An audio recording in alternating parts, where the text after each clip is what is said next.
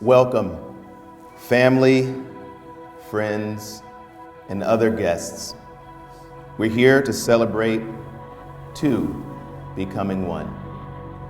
Danny Ndogo and Lydia Pranger, as they join their hearts together in this holy covenant we call marriage.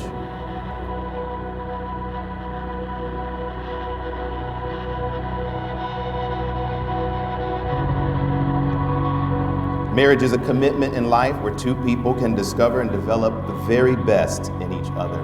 Marriage is a union that offers opportunity for sharing and growth that no other human relationship can equal. It's in events like this wedding that remind us that you are here and that we are for each other.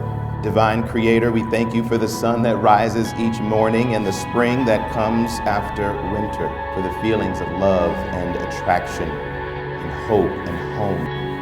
We thank you for friends and for laughter, for flower girls who prepare the way, for a place and a people who make it easy to remember an anniversary. I ask you, Lord, to bless this ceremony and extend your loving kindness to this couple, to show yourself today as the God who makes all things new. Danny and Lydia, you are loved and you are made to love.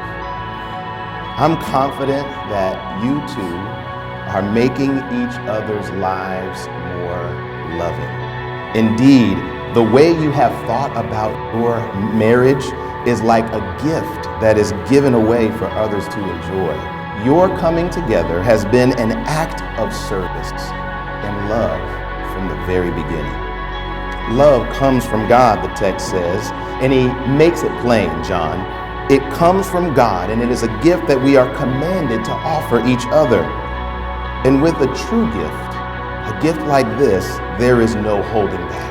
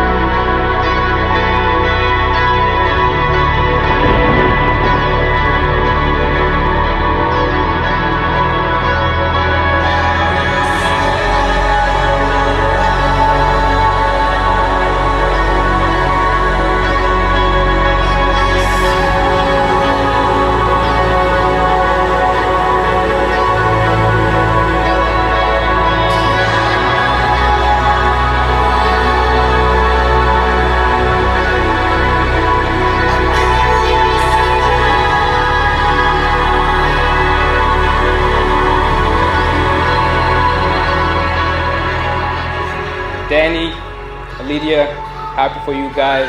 Danny had a special place for you in his heart. From the get-go, he still does, and I pray and hope that he'll always have a special place. Watching him as we grow up, I started seeing him being involved in so many different things. In our youth group, in volunteering for being on the worship team, in the music that he listened to, and even in the way that he spoke. And now fast forward to, me being an adult, being a grown man. A lot of times people come up and tell me, and they're like, hey, you're kind of similar to Danny, you kind of look like him. And yeah, I guess I kind of do. At first it kind of irritated me because, I didn't want people to think that I made the same bad jokes or puns that he did. Then again, I thought about it.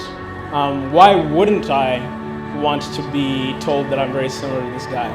Why wouldn't I want people to see the charisma that he has, the effort that he puts in relationships, the way he walks into a room and lights it up. You know, he's the guy that walks in, you can hear him across the side. He usually does something like, yeah! So why wouldn't I want to be compared to somebody like that?